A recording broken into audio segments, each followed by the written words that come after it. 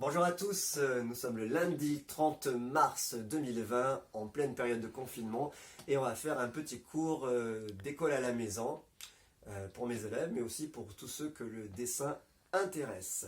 Aujourd'hui on va travailler sur l'ellipse. Alors qu'est-ce que c'est que l'ellipse? Donc en gros l'ellipse, vous avez ici un cercle et l'ellipse c'est ça. Alors si je le tiens absolument droit, ce n'est pas une ellipse, mais dès qu'il y a une petite perspective qui rentre en jeu, ça devient une ellipse. C'est donc un ovale plus ou moins couché. D'accord? Donc suivez-moi et je vais vous montrer comment on va dessiner beaucoup d'objets elliptiques. L'ellipse, au départ, c'est un cercle. Alors pour comprendre, on a besoin de comprendre qu'un cercle rentre dans un carré. Donc, je vais faire mon carré.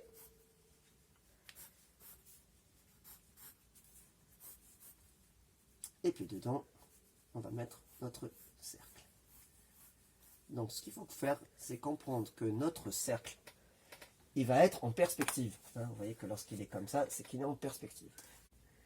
Nous avons donc la ligne d'horizon qui correspond à la hauteur des yeux du spectateur et on va commencer par faire un petit carré en perspective. Donc dessus notre ligne d'horizon, on met notre point de fuite qui, je vous le rappelle, correspond à la direction vers laquelle on regarde. Donc on va faire un carré en perspective. Tout simplement, je mets ce trait qui est là, je le mets ici et ensuite je vais envoyer mes deux extrémités au point de fuite et là je vais délimiter plus ou moins largement un espace qui va correspondre à un trapèze et qui est en réalité un carré en perspective, et c'est à cet endroit là, selon la perspective de mon carré, que je vais inscrire à l'intérieur mon ellipse. Ellipse, ça s'écrit comme ça. Et donc voilà, on peut s'apercevoir que ça va dépendre donc de notre... Donc si j'ai beaucoup de place, ça va être plus ou moins large, mais elle peut être aussi très étroite. Par exemple, on va décider de mettre notre ellipse à l'intérieur de cet espace-là. Donc, mon ellipse, elle va correspondre tout simplement à ça. Donc, au fur et à mesure, ça va être de plus en plus étroit, mais il faut toujours que ça reste un ovale couché. Comme ça, etc., etc. Exercice d'application pratique maintenant. Donc nous avons ici un tas d'objets que l'on va reproduire grâce à notre compréhension, grâce à notre principe qu'on vient de voir là. Eh bien, on va reproduire des tas d'objets. Je vais commencer par ce verre. Ce verre, il est intéressant parce que on voit bien les ellipses. Donc, on va essayer de montrer les ellipses, tout simplement. Donc, comment je vais faire? Je vais le tenir comme ça. Donc là, je vois une ellipse par transparence. Hop, voilà mon ellipse. Là, je descends droit. Je descends droit. Et là, il va avoir à nouveau mon ellipse. Par transparent, je peux la faire venir là. On voit bien qu'ici, il y a une certaine épaisseur. Donc, je vais revenir ici. Et on voit que là, c'est arrondi. D'accord? Donc, par transparence, à nouveau, ce serait comme ça. Donner des effets de verre. Et voilà, mon verre, il est fait. Donc, je peux même pousser jusqu'à... Approche-toi là. À l'intérieur, on voit qu'il y a une autre ellipse. Elle est ici. Donc, hop. Et après, c'est recourbé vers l'extérieur. Donc on peut aller s'amuser à rajouter de plus en plus de détails. Donc notre verre est fait. Là, c'est la même chose pour ce ravier.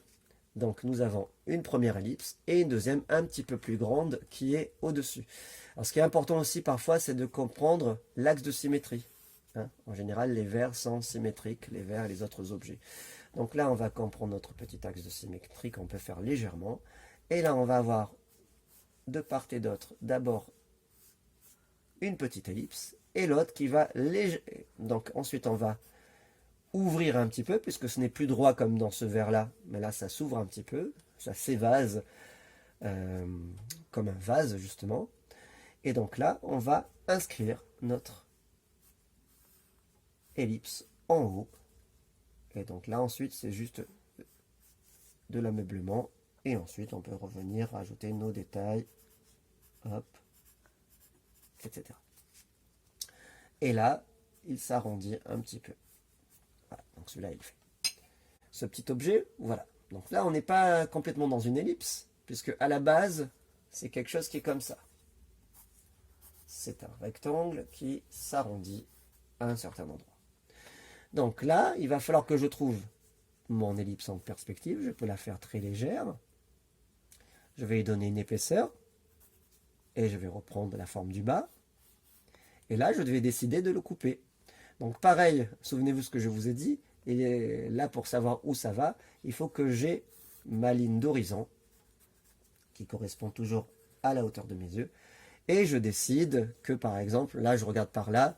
Donc c'est par ici que va se trouver le point de fuite, c'est-à-dire l'endroit vers lequel je regarde. Donc à ce moment-là, je prends du point de fuite, je tire. Donc là, je vais repasser mon bout d'ellipse.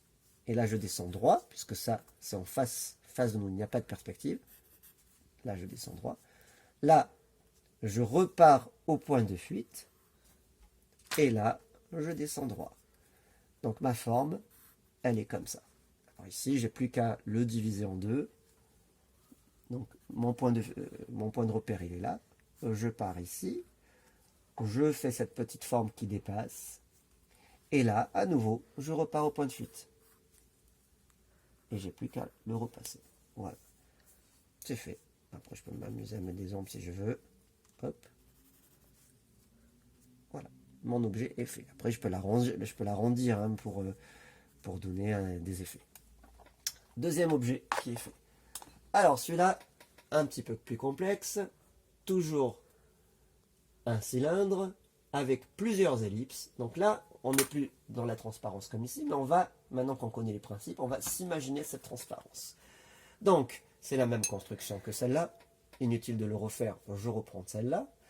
Par-dessus, je vais avoir une ellipse légèrement plus petite, que je vais prendre par exemple comme ça. Hop, et là, je le rejoins. Ensuite, à partir d'ici, je monte verticalement des deux côtés. Et là, je vais rajouter à nouveau une autre ellipse. Voilà, il est un petit peu plus lent, mais enfin, c'est le même principe. Maintenant, pour cet objet. Donc là, on a plusieurs ellipses. On va avoir la première ellipse qui va être là. Ensuite, on va mettre notre axe de symétrie, c'est important. Ensuite, on voit qu'ici, il y a une forme qui est un peu comme une goutte d'eau. Donc, on va se la faire. Voilà, elle est là. Vous voyez, ça fait un peu une forme de goutte d'eau. Et là, ça remonte. Ça s'évase. Donc, on se sert de l'axe de symétrie. Vous voyez que là, j'ai fait une erreur. Donc, je vais rectifier. Voilà, je me rapproche de l'axe de symétrie. C'est un croquis, on n'est pas obligé de gommer à chaque fois. Et puis là, je vais remettre les mêmes ellipses, mais plus hautes. Hop, la première, avec l'intérieur. Là, je descends sur les deux côtés. Plutôt, je le fais s'évaser vers l'intérieur. Et là, je reprends. Il y a même l'intérieur, puisqu'il y a du liquide. Donc, c'est une ellipse. Et on ne va pas jusqu'au bord du verre, puisqu'il faut laisser la place de l'épaisseur du verre. Donc ensuite, j'ai plus qu'à rajouter mes bâtons,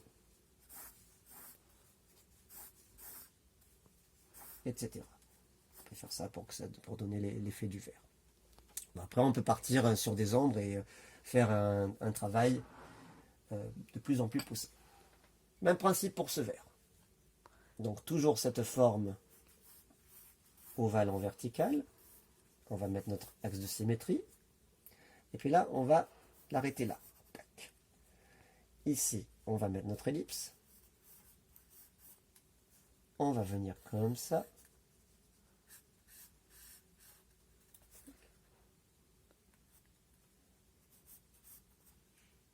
Il y a une autre ellipse ici à l'intérieur. Et en haut, il se conclut par une autre ellipse. On peut donner des petits effets pour noter l'épaisseur du verre, et puis toujours notre petite transparence. Alors ce qu'il faut savoir, c'est que une boule, en réalité, elle est faite de plein d'ellipses. On a d'abord notre cercle, mais à l'intérieur, on a des ellipses comme ça, on a des ellipses comme ça. Vous connaissez ce symbole. Et on peut en mettre à l'infini.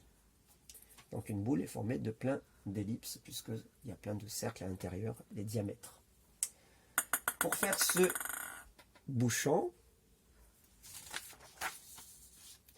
donc première ellipse qui va former la base, on va mettre notre axe de symétrie, on va monter, on va mettre notre deuxième ellipse, une troisième ellipse pour noter le décalage de l'épaisseur. Là, je monte vertical des deux côtés grâce à l'axe de symétrie et je remonte là-haut. Et si je regarde bien, il y a même encore une légère ellipse là-haut. Donc ensuite, c'est strié, etc. Voilà notre bouchon. Après, je peux rajouter les effets du liège si je veux, etc. Un autre bouchon, le bouchon qui va permettre au coca qui a été bu à moitié de ne pas trop s'éventer. Donc on analyse comment ça se passe. On va s'amuser à le faire comme ça avec cet axe de symétrie. Première ellipse, celle du bas. On monte des deux côtés. On va se mettre l'axe de symétrie tout de même. On reprend une épaisseur avec l'ellipse du haut. Et puis là, vous vous rappelez la ligne d'horizon qui correspond toujours à la hauteur des yeux.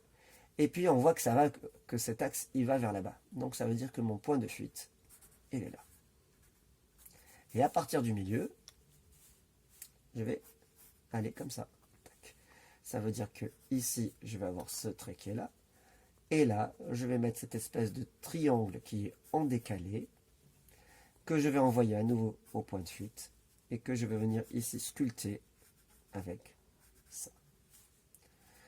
Alors maintenant, pour le repasser, que ce soit bien évident. Hop.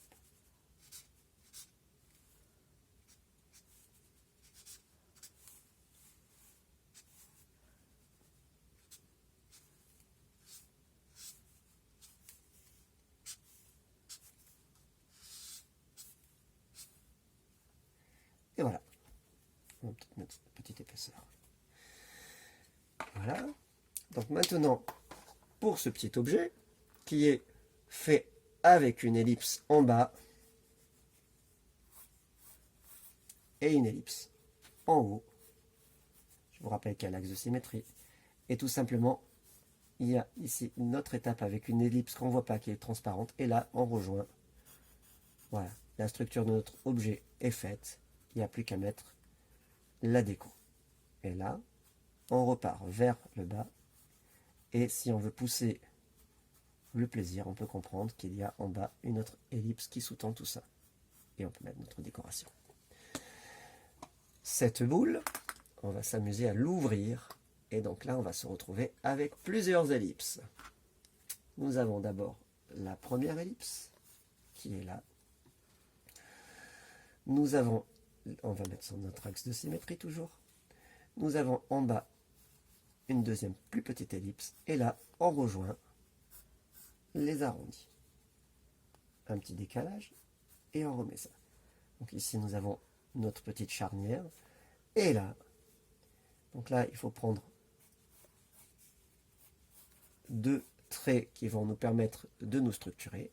Et à partir de là, on va remettre un cercle. Donc là, ce n'est plus une ellipse puisque le cercle est en face de nous. D'accord ? Par contre, on va pouvoir mettre ce jeu d'ombre pour donner un effet.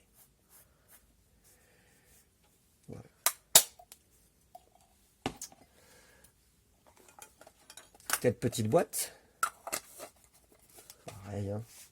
Rien de nouveau sous les étoiles. Une ellipse, un axe de symétrie, une ellipse plus haute. On descend des deux côtés. On fait un petit décalage. On suit bien le mouvement de l'ellipse. Ce qui est important, c'est que on a 3 traits arrondis et il faut qu'ils soient incurvés dans le même sens. Voilà. Donc là, c'est un petit peu plus complexe comme forme, mais ça part donc d'un rond qui va devenir en perspective une ellipse. Donc, on fait notre base elliptique. Et là, ce coup-ci, l'axe de symétrie va être là. On va descendre droit. On va descendre droit. On reprend notre forme. À partir de là, on repart plutôt comme ça. Et on va toujours mettre notre ligne d'horizon qui correspond toujours à la hauteur de nos yeux. Et on va mettre, on voit que ce trait va comme ça. Donc ici, le point de fuite est là. Donc tac, et tac, et tac. Ce sont des points de fuite qui vont venir nous être utiles pour poser l'épaisseur du manche. Et pour mettre aussi la fin de la raquette.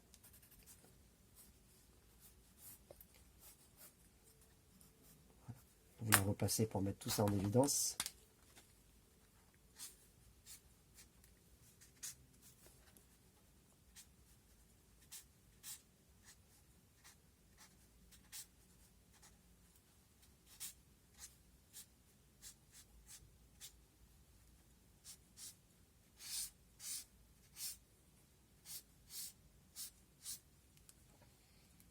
Là, j'ai fait une petite erreur, ça n'est pas que ça.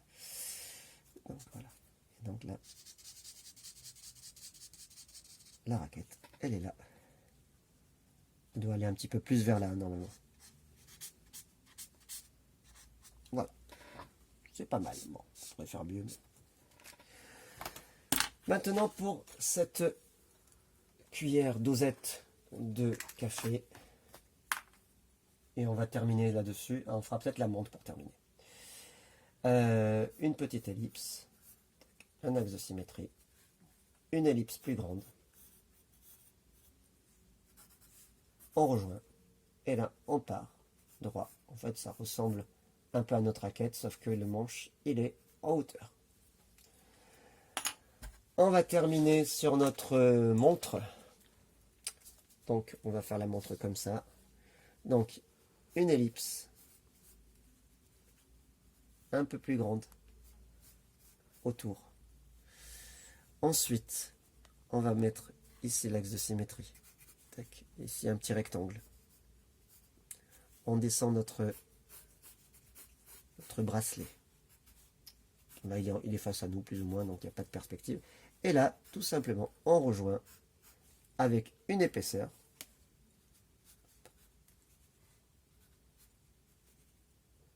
Voilà. Et je m'aperçois qu'il est largement temps de s'arrêter pour aujourd'hui. Je vous remercie. J'espère que cette vidéo vous aura plu.